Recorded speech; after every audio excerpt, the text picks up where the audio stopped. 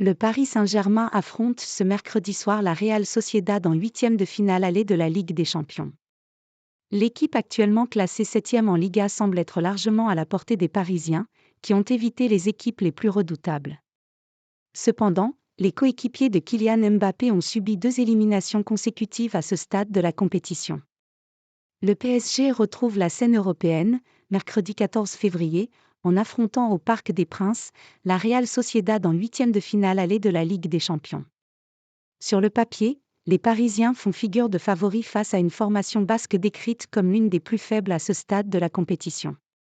Depuis 2011 et l'arrivée aux commandes du club de QSI, Qatar Sport Investment, le club de la capitale n'a jamais subi de contre-performance lors des matchs à élimination directe face à des petits poussets, Valence en 2013, Leverkusen en 2014, Dortmund, Atalanta Bergame et Leipzig en 2020.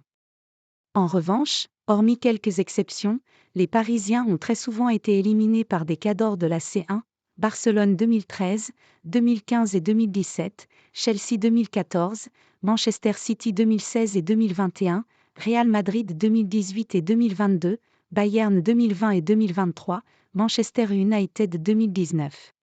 Mbappé sur le terrain. Le PSG devra certes se déplacer au match retour, le 5 mars, chez un adversaire qui a brillé jusqu'ici par sa force défensive, meilleure défense de la phase de groupe, et a tout de même fini devant l'Inter Milan dans la poule D, mais la tâche est largement à la portée des coéquipiers de Kylian Mbappé.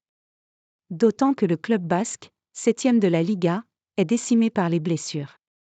6 joueurs sont absents, Fernandez, Odriozola, Becker, Munoz, Tierney, et Lustondo.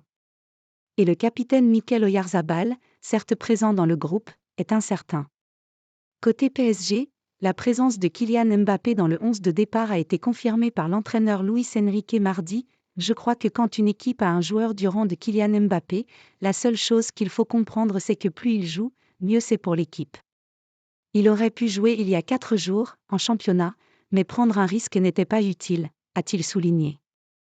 Ancien entraîneur de l'équipe du FC Barcelone et de la sélection espagnole, Luis Enrique connaît bien cet adversaire. Contre la Real Sociedad, c'est très simple, il faut leur prendre le ballon le plus vite possible et il faut essayer de ne pas le perdre. N'oublions pas que la Real est l'une des équipes qui a le moins encaissé de buts, c'est un adversaire qui ne fait pas de cadeaux, son pressing est agressif, a-t-il mis en garde. Alors que le PSG a été éliminé à ce stade de la compétition les 2 saisons précédentes, la pression est grande sur les épaules du coach parisien, même s'il essaie de minimiser ce 8e de finale aller, je vois, je ressens, je perçois autour du club des choses. On ne parle que de la Ligue des Champions depuis 3 semaines.